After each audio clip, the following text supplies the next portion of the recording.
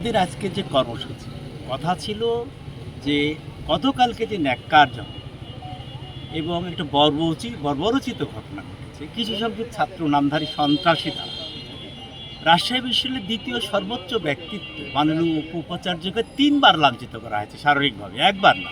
সেটা আপনারা দেখেছেন বিভিন্ন ভিডিও ফুটেজে।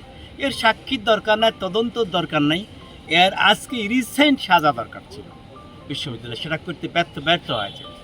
আমরা একই ব্যক্তির দ্বারা জানুয়ারি মাসের 2 তারিখে একটা ঘটনা ঘটেছিল, আপনারা জানেন যে আমাদের বিশ্ববিদ্যালয়ে প্রশাসন ভবনে আমাদের সকল কর্মকর্তা কর্মচারীদের সকাল 9:30 থেকে রাত্রি 10:30 পর্যন্ত আটকা রেখেছিলেন শীতের রাতে, এবং সেখানে আমাদের সারাদিন কোনো ক্রমে পানি বিস্কিট খাবার সরবরাহ করা হয়নি। ওখানে আমাদের অসুস্থ অনেক কর্মকর্তা ছিলেন, অনেক মহিলা কর্মকর্তা ছিলেন যাদের সন্তান বাসায় রেখেছেন, এবং দুগ্ধপোষ্য বাসায় যা বাচ্চাকে দুগ্ধ খাওয়াবে তারাও সেটা পারেননি। এমনকি অনেক রোজাদার ছিলেন, এদেরকে অনুরোধ করা সত্ত্বেও এরা কিন্তু সেদিন কথা রাখেনি এবং সেই রোজাদারদের ইফতার করার ব্যবস্থা করতে দেয়নি। আচ্ছা, আবার এই ব্যক্তিগুলোই গতকালকে যে ন্যাক্কারজনক ঘটনা ঘটালো, শুধু মাননীয় উপাচার্যই না, জানেন যে আমাদের 2 জন কর্মকর্তা আহত তাদের দ্বারা, যার মধ্যে একজন এখনও মেডিকেল হাসপাতালে ভর্তি আছে, তার নাম রবিউল ইসলাম রবি, প্রেস ম্যানেজার আমাদের রাজশাহী বিশ্ববিদ্যালয়ের প্রেসের। তো এই ধরনের সন্ত্রাসী কর্মকাণ্ড যারা করে, আমি জানি না বিদ্যা অর্জনে আর শিক্ষা আচরণে, তো আচরণগত শিক্ষা যাদের শিক্ষিত তাদেরকে বলা হয় যাদের আচরণ শিক্ষিতর মতো আচরণ, এরা বিদ্বান হতে পারে কিন্তু শিক্ষিত না। তাই যতক্ষণ পর্যন্ত এই সন্ত্রাসী কর্মকাণ্ডের সঙ্গে যারা জড়িত তাদের ন্যায় বিচার আমরা দৃশ্যমান হচ্ছে ততক্ষণ পর্যন্ত আমাদের সকল প্রশাসনিক কাজকর্ম এবং আমাদের সঙ্গে শিক্ষকরা আছেন ওনারাও একমত, ক্লাস পরীক্ষা এগুলো বন্ধ থাকবে, আমরা যতক্ষণ না ন্যায় বিচার এখানে প্রতিষ্ঠিত করতে পারবো। আর পোষ্য কোটার বিষয়টা, আমরা পোষ্য কোটা ভাষাটাই আপনি ভুল বললেন। আচ্ছা, আমি বলি কেন কোটা কাকে বলে, কোটার সংজ্ঞা জানতে হবে আপনাকে, আপনি সাংবাদিক আমার সাথে বেশি জানেন। কোটার সংজ্ঞা হচ্ছে শতভাগের কিঞ্চিত হোক আর যে পুরো হোক একটা পার্সেন্টেজ, একটা অংশ, সেটা কোটা। আর প্রাতিষ্ঠানিক সুবিধা হচ্ছে আপনার নির্দিষ্ট আসনের বাইরে প্রাতিষ্ঠানিক কিছু সুবিধা গ্রহণ করা, এটা হচ্ছে প্রাতিষ্ঠানিক সুবিধা। আপনাকে বুঝতে হবে 4700 সামথিং আসন আছে এখানে, একটা আসন কি আমরা দাবি করেছি যে 4700 কতটা আসনের মধ্যে আমাদের একটা আসন দেন? বলি নাই, আপনাদের আসন আপনারা নিয়ে যান।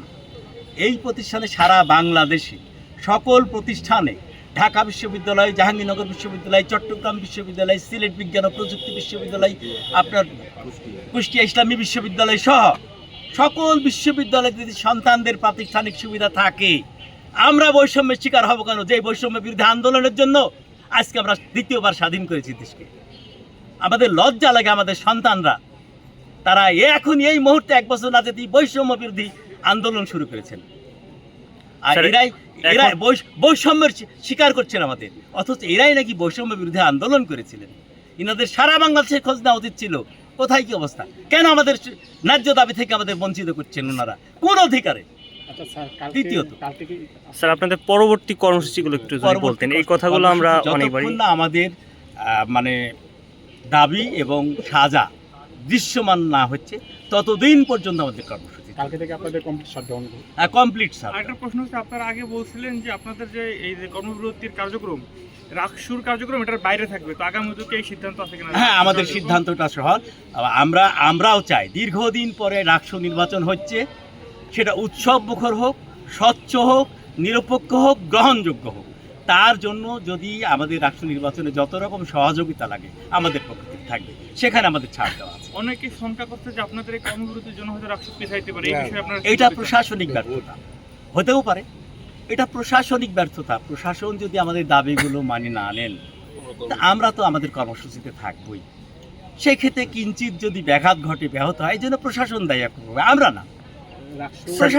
তাহলে আপনারা কি বলতেছেন কাল থেকে আপনারা কমপ্লিট শাটডাউন করে দিবেন? Complete shutdown. স্যার, এই কমপ্লিট শাটডাউনের আওতামুক্ত কি কি থাকবে? যদি পরিবহন, হ্যাঁ, পানি, বিদ্যুৎ এবং যারা রাষ্ট্র নির্বাচনের সঙ্গে সম্পৃক্ত তারা। হ্যাঁ আচ্ছা স্যার, রাষ্ট্র নির্বাচনকে সুষ্ঠুভাবে পরিচালনা করার জন্য কিছু শিক্ষক কর্মকর্তা সেখানে প্রয়োজন আছে।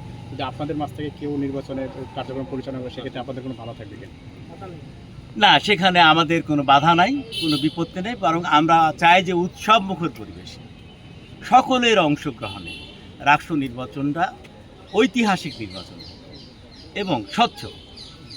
ধন্যবাদ স্যার। প্রশ্ন হচ্ছে, রাষ্ট্র নির্বাচনে তো একটা বড় সংখ্যক লোকবল দরকার, তো তখন যদি আপনাদের প্রয়োজন হয় যে আপনাদের যদি ওই সংশ্লিষ্ট কাজে ডাকে, আপনারা কি কর্মবিরতি বাদ দিয়ে ওই কাজে অংশগ্রহণ করবেন কিনা, রাষ্ট্র সংক্রান্ত কাজে? দেখেন, রাষ্ট্র নির্বাচনের আগেই প্রশাসন ঘোষণা করেছেন বিশ্ববিদ্যালয়ের ছুটি। ছুটির দিনে আমাদের কোনো কর্মসূচি থাকে না। শুক্র, শনি বা ছুটির ঘোষিত দিনে আমাদের তো কর্মসূচি থাকার কথা না।